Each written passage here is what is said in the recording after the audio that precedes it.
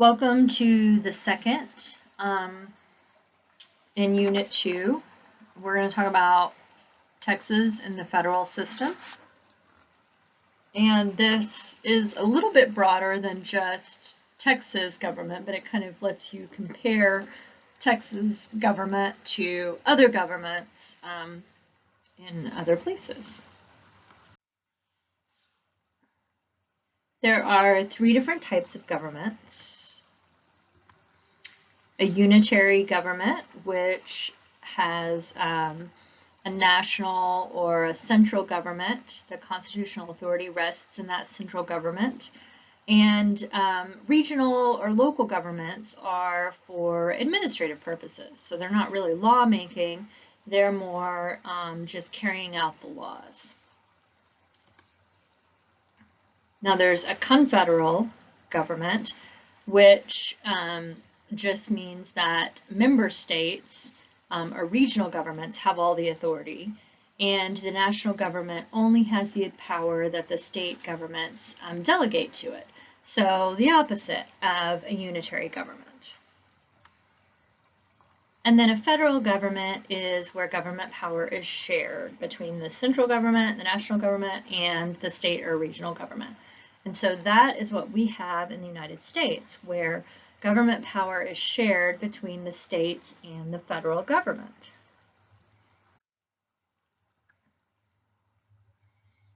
An example of a unitary government is Chile or France or Japan. Those are democratic unitary governments. Non-democratic, China, Cuba, Saudi Arabia. The example of a confederal government where the states have all the power was the United States from 1776 to 1787, and then the EU today with, I guess, I can't keep up minute by minute as to what's going on with Brexit, but I believe that, that the EU is still functioning strong. And then federal government, as you know, the United States. The democratic federal governments are Argentina, Australia, Brazil, Canada, Germany, India, Mexico. Non-democratic are Ethiopia, Pakistan, and Russia. Now, when I say democratic versus non-democratic, is power elected, like people in power elected by the people, or is it appointed or, passed down from generation to generation? One super important side note that I would like to point out is that there is a difference between the Chilean flag and the Texas flag. So in your icons on your iPhone, there is a Chile flag, and that is not a Texas flag. So make sure that you don't accidentally use the wrong flag when you are trying to talk about how much you love living in Texas and how much you love your Texas government class. How did we get to federalism in the United States? So how did we move from all of the states having all of the power to a shared government? If you have seen Hamilton, the musical, which is now on Disney+, you know that there were the Federalist Papers, and Alexander Hamilton, James Madison, and John Jay wrote the Federalist Papers, and they really pushed this idea of federalism. Federalist 10 says, by enlarging too much the number of electors, you render the representatives too little acquainted with all their local circumstances and lesser interests, as by reducing it too much, you render him unduly attached to these, and too little fit to comprehend and pursue great and national objects. The federal Constitution forms a happy combination in this respect, the great and aggregate interests being referred to the national, the local, and the particular to the state legislatures. So basically, we're going to not make one government do all of the things. We're going to split this and share the power. Now, if you're like me, these three old white guys are unrecognizable because this is your Alexander Hamilton and this is your James Madison. But I digress. Okay, let's talk about the different types of powers. There are delegated powers. There are expressly delegated powers. Those are things listed in Article 1, Section 8 of the United States Constitution. There's a long list of things that are expressly delegated to the federal government. There are implied delegated powers. So these are things that are necessary and proper for the government to make sure that they are able to perform all of their duties that they've been delegated in Article 1, Section 8. And then there are inherent powers, which are just powers that the federal government needs to have so that it can function. Powers that are reserved belong to the states because of the 10th Amendment, saying that the powers that are not certain powers are reserved to the states. And then there are some concurrent powers, which are powers that are shared between the state and federal government.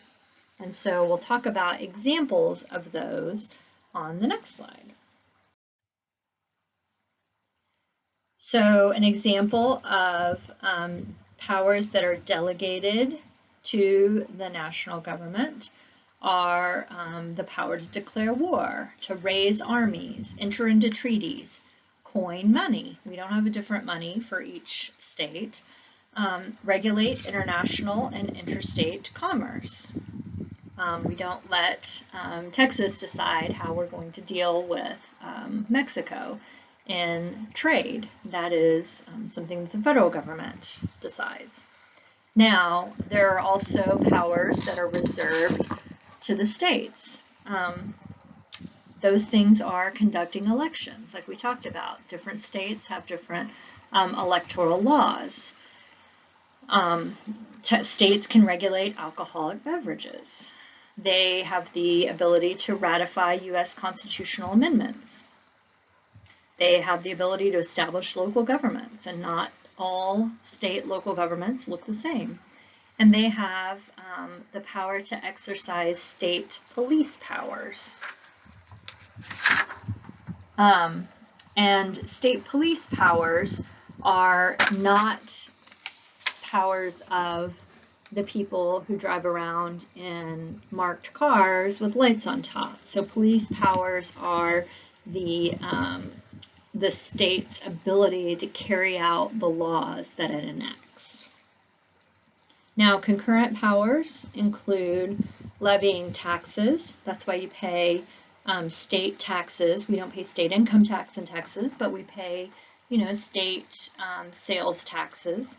And you pay your federal taxes, federal income taxes. Both states and the national government can borrow money. They can make and enforce laws. That's how you have, a federal law and a different state law, and they're allowed to, each of those groups are allowed to make and enforce their laws. They are able to establish courts. If you go to downtown Dallas, there is a federal courthouse that has federal judges that are appointed by the federal government. And then there is a state courthouse that has judges that are elected by the people. And then both state and national government have the ability to charter banks. So some important constitutional protections that affect state power: the Supremacy Clause. The Supremacy Clause in the U.S. Constitution says that the U.S. Constitution, its laws and its treaties are the supreme law of the land, and they preempt state and local laws. So basically, if there are two laws, a state law and a federal law, the federal law is going to win. So if there's a state law saying that you can't vote until you're 25, and there's a federal law that says you can vote when you're 18, then the federal law wins. The 10th Amendment says that powers that are not delegated to the federal government, the U.S., by the Constitution, nor prohibited by it to the states, are reserved to the states, respectively, or to the people. So it's the people get to decide via the states versus the federal government. And then the 14th Amendment says no state shall infringe on life, liberty, or property without due process of law, and no state shall deny any person equal protection of the laws. So that is the how the state must not run afoul of equal protection of laws and must not run afoul of the United States Constitution. So let's talk about dual federalism versus cooperative federalism. Dual federalism is where the federal and the state governments each are sovereign within their own respective spheres of influence. So basically, in the areas that the federal government is in charge, they operate only in that area, and the states only operate in their own area. The 10th Amendment is either to limit national powers a little or a lot, depending on the interpretation by the U.S. Supreme Court. And that is why people are so up in arms when there is a Supreme Court vacancy, because the Supreme Court does have the ability to interpret whether or not the 10th Amendment allows the federal government a big area of importance, a big sphere of influence, or a small sphere of influence, and a big sphere of influence by the states. Cooperative federalism is where the federal and the state governments are complementary parts of a single government. So that basically means that they fit together more like a puzzle. And the federal government encourages the state governments, and they all work together. So you can see as you kind of move from dual federalism to cooperative federalism based on the Supreme Court's interpretation of laws, how well those two governments work together and how much encouragement the federal government needs to give to the state governments. So let's talk about this encouragement. I don't mean that the federal government is sending notes to the states saying, you guys are doing a good job, keep it up, keep your head up. Ways that the federal government encourages states to act the way they want them to is by giving categorical grants. That's money given to the states by Congress, where Congress sets out the purpose for the money. They set out a formula for the money to be distributed. Usually it's matching. And matching, they will match the money that the states put forward, and there are conditions attached in order for the states to get the money. So things like the food stamps program or Medicaid. This is money given to the states by Congress, but Congress says you can only use this money on a food stamp program or Medicaid.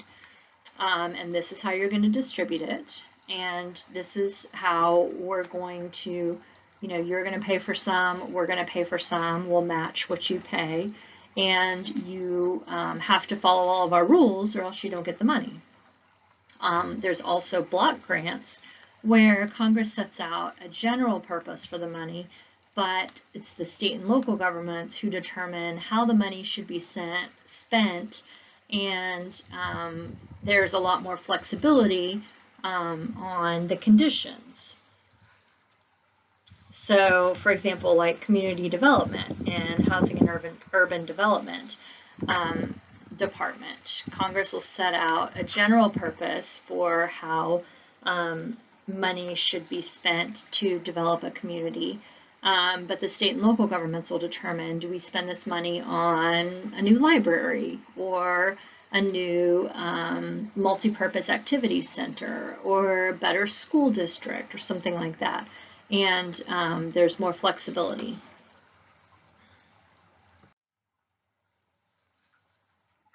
So let's talk about some issues that involve federalism.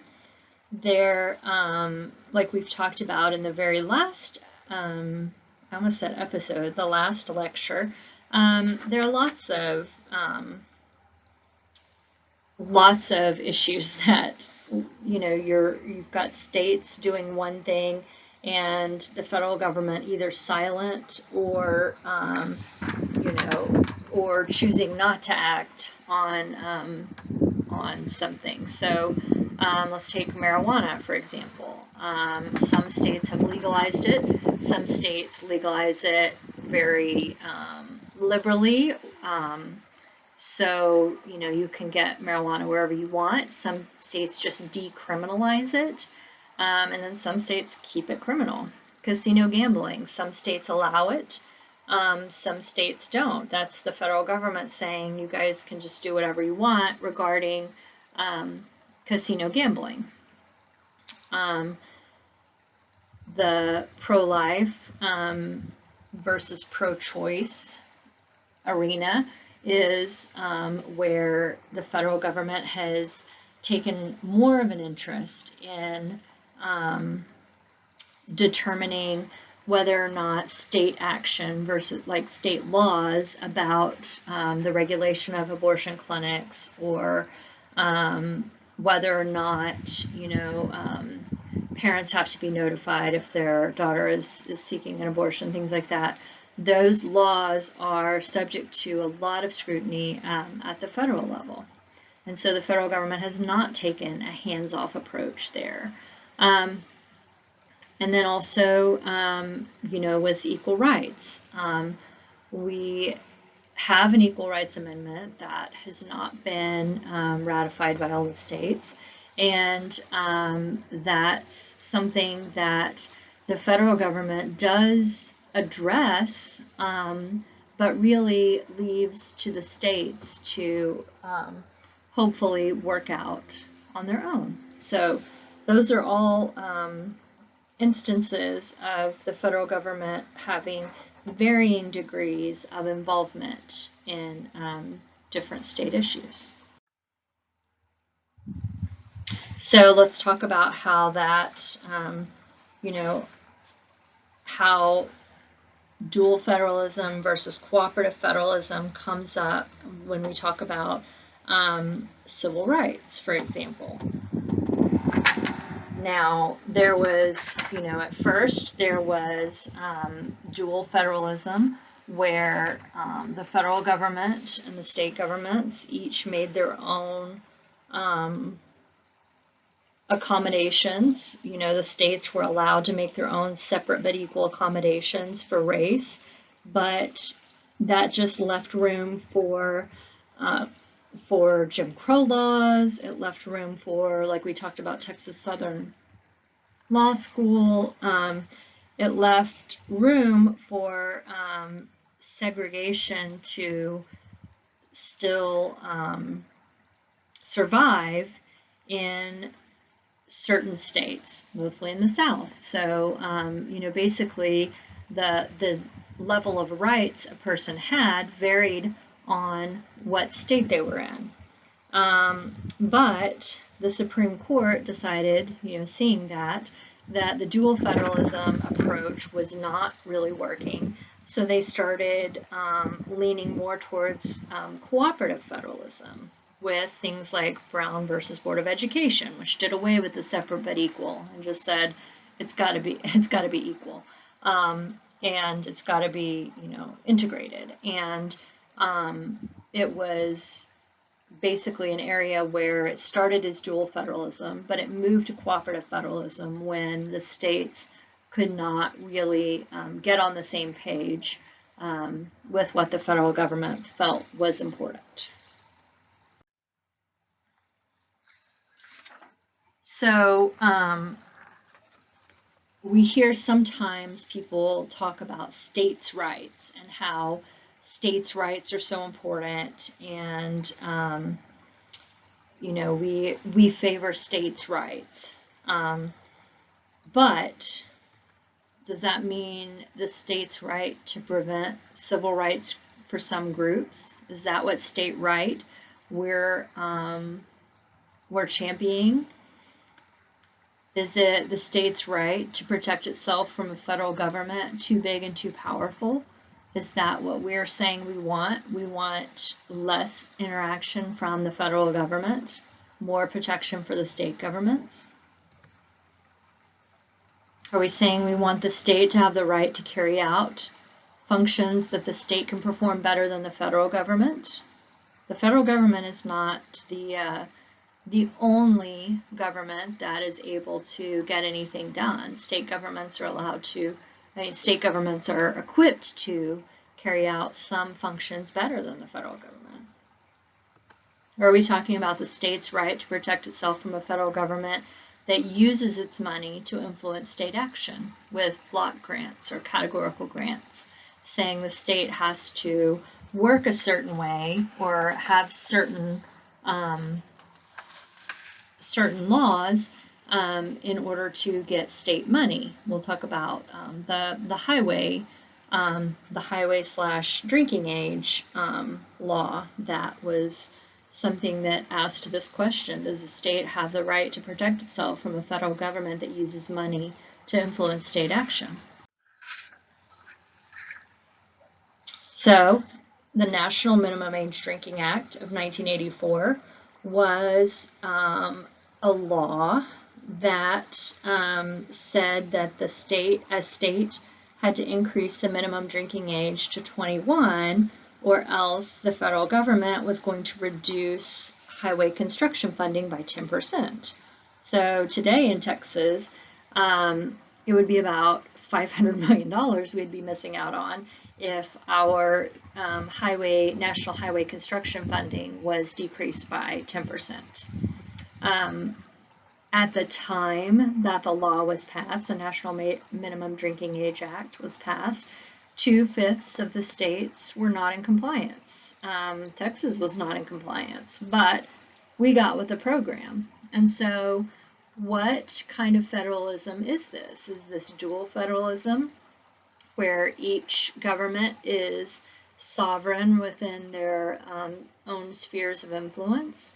Or is this cooperative federalism, where the federal government is encouraging the state government to do something by saying that they will withhold highway money?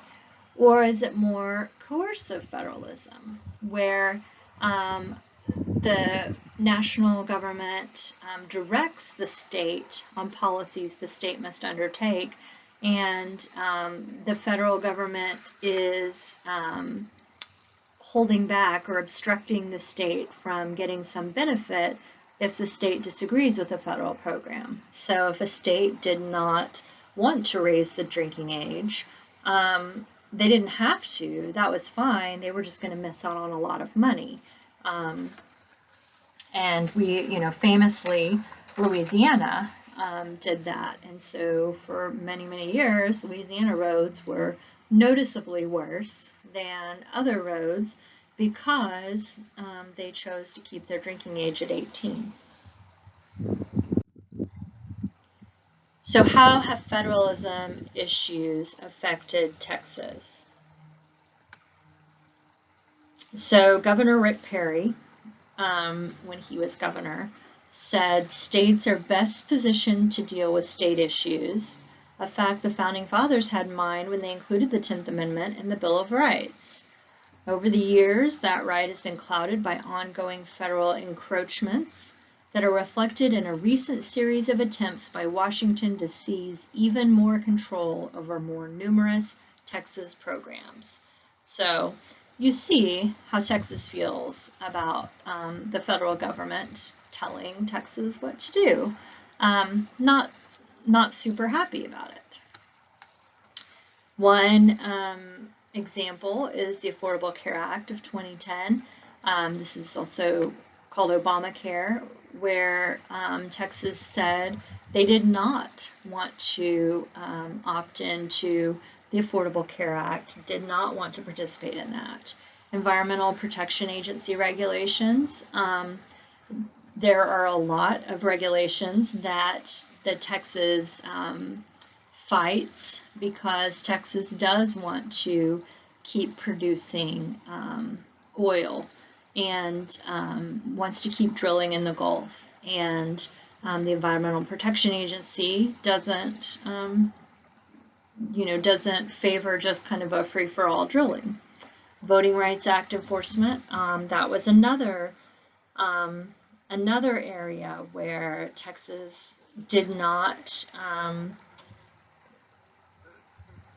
want the federal government telling Texas that they had to let somebody vote when that person was unable to produce a form of identification that Texas had listed out. So what are the pros and what are the cons of having the federal government more involved in the laws of Texas? Sometimes the federal government does something good that the state would not have done otherwise, would not have even thought to do otherwise, or would not have been able to do otherwise. The cons are sometimes there's an issue just in Texas that is controlled by the federal government, and Texas would like to take care of the issue without having the federal government involved in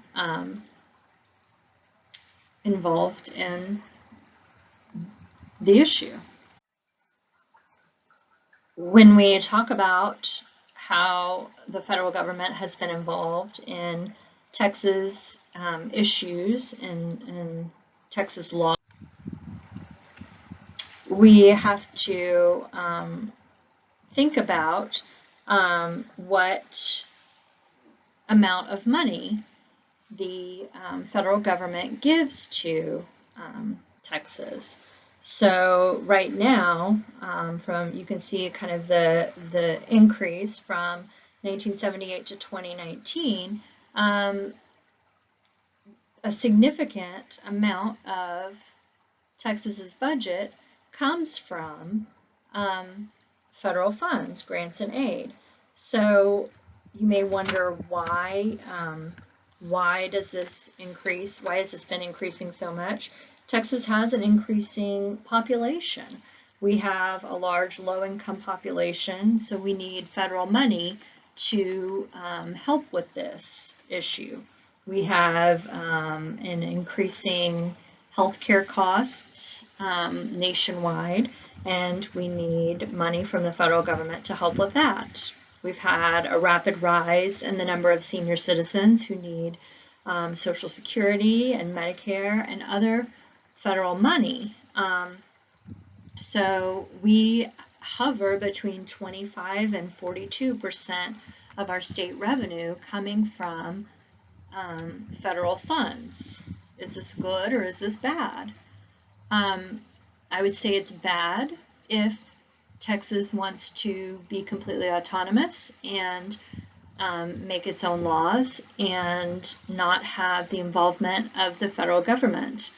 But it's good to the extent that it receives a benefit from the federal government for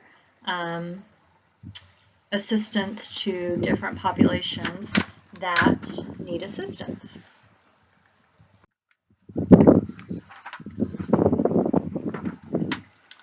So let's talk about some indirect federal benefits that we have in Texas.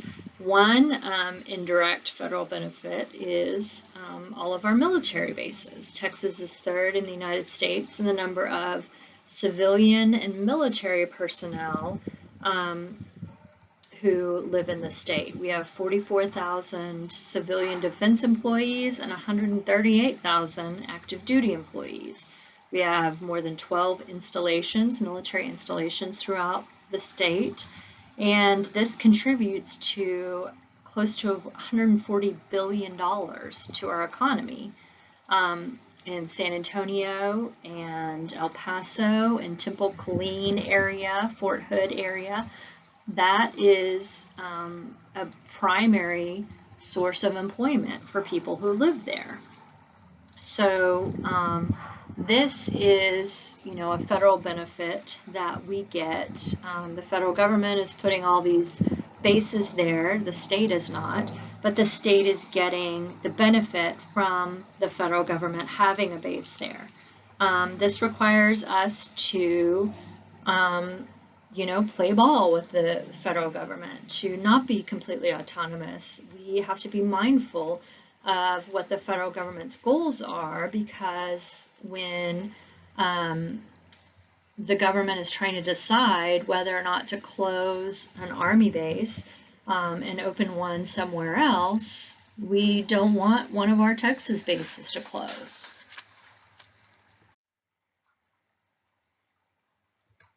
Another federalism issue in Texas are unfunded mandates. So an unfunded mandate is an obligation that the federal government imposes on the state without providing much or any funding to pay for the activities. So what is an example of this? The No Child Left Behind, which is a federal law saying that education requirements should be increased. No child left behind, no child should remain uneducated. But the federal government did not provide any money to implement this program. So that's what's called an unfunded mandate. The Hazelwood Legacy Act of 2009 was created in 1929 to provide veterans and their dependent children of deceased or disabled veterans could attend college without paying tuition and fees for up to 150 hours. But in 2009, this expanded to allow veterans to transfer their unused credits to their dependents. So not just dependents of deceased or disabled veterans, but just to any veteran could transfer their unused credits to their dependents. And this increased the cost of the program from $25 million to $379 million. And the cost of this was passed on to the universities and to students who were paying tuition. And so this was, an act that the federal government implemented, but required the state governments to figure out how to pay for it. And then finally, cameras in classrooms in 2017. This was an act that was to prevent the mistreatment of children in especially special education classrooms. There were no funds to support this, but this was a law that was passed, and so the school districts were required to pay to install and maintain and monitor these cameras, which was very expensive for some large school districts, in order to comply with the law.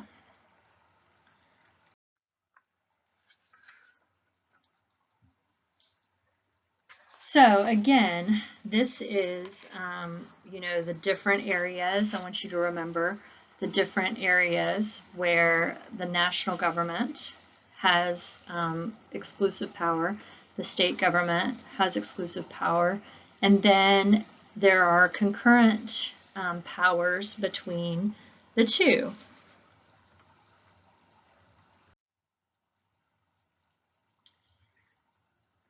So let's see what the Supreme Court said about a Federalist issue. Let's take Obamacare, the Affordable Care Act of 2010. When you look at it, you might think, well, Obamacare, I've heard that that is just providing affordable health care to everyone. What's the problem with that? That sounds like a great idea.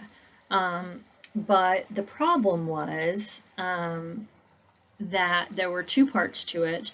It expanded Medicaid coverage to more people. So the federal government was cutting its contribution, but the Medicaid expansion would stay. And if the state does not opt into the expansion, then the state could lose all of its federal funds for Medicaid, not just the increased contribution, the expansion contribution. And then there was also a requirement that individuals maintain health coverage, and if they do not, they have to pay a penalty. So the Supreme Court looked at the Affordable Care Act, and they said that the expansion of Medicaid coverage was not regulating commerce.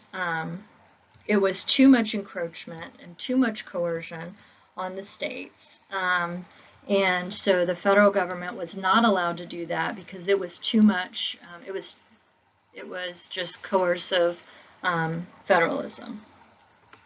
But the Supreme Court said that the federal government was allowed to require individuals maintain health coverage, and if they don't, they have to pay a penalty because this was just like a tax.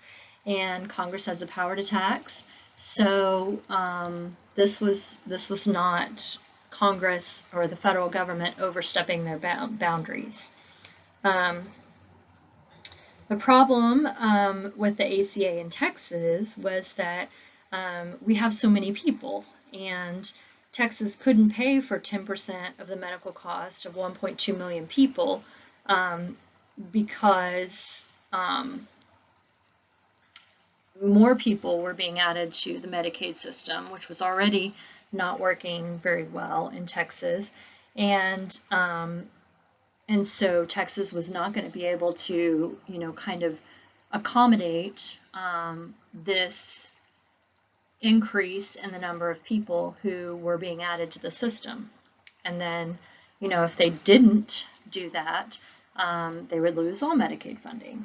Now, you might argue that if you don't give 1.2 million people insurance, those people are going to go to state hospitals and not going to pay the bill, and they're going to leave the local hospital or the hospital district, which we support with taxes, to come up with the money. But this, and this can be a giant amount of money. I mean, it can be between $3 and $7 billion that hospitals don't get paid because people don't pay their bills. There's not really a right answer to this. There's, both of the options were really difficult for Texas, and it was a case of the federal government requiring something of Texas, and then Texas taking this to the Supreme Court and saying, is this really what we have to do? Is this really something the federal government is allowed to do? Let's look at another example, abortion rights. In 1973, we had Roe versus Wade that decriminalized abortion. So all of a sudden, it was not a criminal penalty if you obtained an abortion. Before 1973, every state regulated abortion in their own way. Some states said it was legal. Most states said it was illegal, but the penalties ranged significantly. In 1992, U.S. versus Casey held that state regulations cannot place an undue burden on a woman's access to abortion. So that became the test. No longer was it, it has to be decriminalized, but it cannot, the state regulations cannot place an undue burden on access to abortion. So in 2013, Texas had House Bill 2, which increased the standards on clinics. That is what we were discussing earlier, that the clinics had to have people who had admitting privileges to local hospitals. They had to be of the same standard as a clinic that does, ambulatory surgery. And the effect of this was that 40 clinics in the state, of the 40 clinics in the state, all but 17 were going to have to close because most of the clinics could not meet those more stringent regulations. In 2016, though, as we talked about, Hellerstedt held that this law, this was the Supreme Court holding that this law increasing standards on clinics was unconstitutional in light of Casey because it was placing an undue burden. We have to ask ourselves, though, is House Bill 2 an undue burden to require an abortion clinic to have certain standards of, the staff that works there and the safety of the people that visit there? What if this law had been passed in Rhode Island? Would that be an undue standard? Because there might be an undue burden. There might be like 1 or 2 abortion clinics in all of Rhode Island. Here, because Texas is so big, and to say that there can only be 17 abortion clinics throughout the state, meaning that someone will have to travel potentially a very long way in order to get to an abortion clinic that meets the standard, that's an undue burden. Because we're big, we are held to a different standard of whether our laws are an undue burden or not. Think about other ways that the law could have been passed that still had the same goal of increasing safety to the mother, but without reducing, infringing on the mother's rights and without reducing access to abortion. That's something that you can think about, and that's something that the state government has to think about, is how are we going to create a law that will achieve the same goals that we have without becoming an undue burden and thus being held unconstitutional. So again, what power is given to the state? What power is reserved to the national government when you talk about things like legalization of marijuana? Where does that fall? Is that letting the state,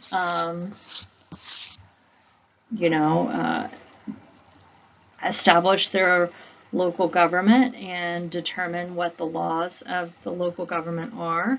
Is it the nation allowing it to regulate interstate commerce? Where does this fall?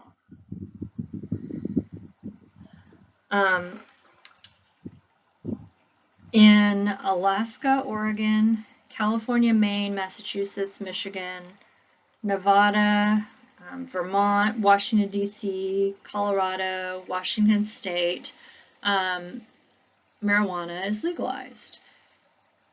And this is an example of federalism, allowing innovative policies to be put into practice on a limited basis, and the effects can be studied by other states. So what this is letting us do is let's take a look at Colorado and see what is the effect of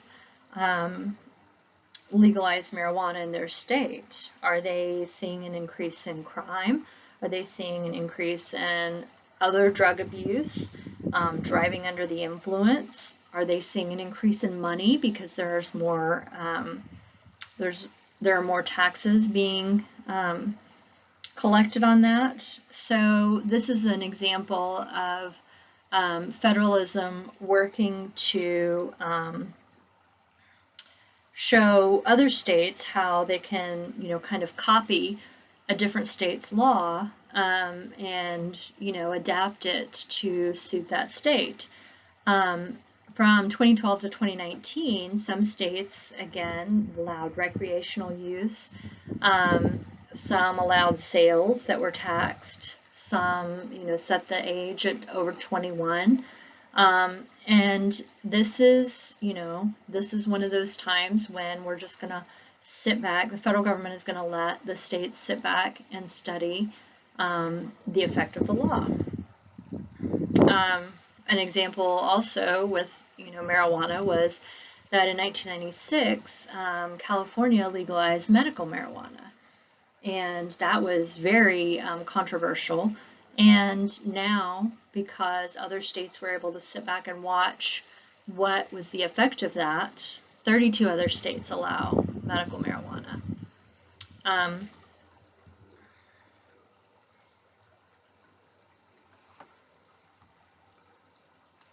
So last example we're going to talk about is casino gambling. Where does that fit in all of these powers? Is it something that states are allowed to choose, or a nation, the national government should be allowed to decide, or is it something where both the state and the federal government are allowed to weigh in? For casino gambling, it's an example of federalism allowing each state to adopt laws that reflect the values and the preferences of the people who live in the state. So some states don't have such a conservative, religious populace, and so they don't think that gambling is morally wrong, but other states do. And so the different people that live in the different states have different viewpoints, and so that is how different states can adapt their laws to reflect the laws of the people who live there. So some states think that gambling is morally wrong, and as soon as you allow gambling, you're going to start allowing the mafia and this whole criminal element to be introduced to your state. You're going to have child neglect. People just leave their kids at home while they go gamble. Increase in domestic violence. Homes will be foreclosed upon, and people will be evicted because they will gamble away all of their money. They're going to have poverty because there are too many people who are addicted to gambling and they abuse it. People aren't going to go to work because they're going to be at the casino. Whereas other states see a casino as creating jobs, increasing tax revenue, trying to,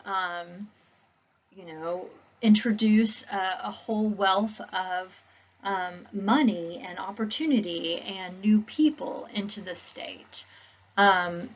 It's interesting because Texas has fallen on the, gambling's morally wrong, it's going to increase all these social problems, but if you go to the WinStar Casino, for example, in Oklahoma, or if you go to the casinos in Shreveport, Louisiana, and you look in the parking lot, between 40 and 90% of the cars in those parking lots have Texas license plates. So it shows that while Texas has those values, Texans have those values for their own state, they don't necessarily think that all gambling is wrong or all gambling should be prohibited nationwide, because they still like to go across the border and participate in gambling. So, but federalism allows states to craft their laws so that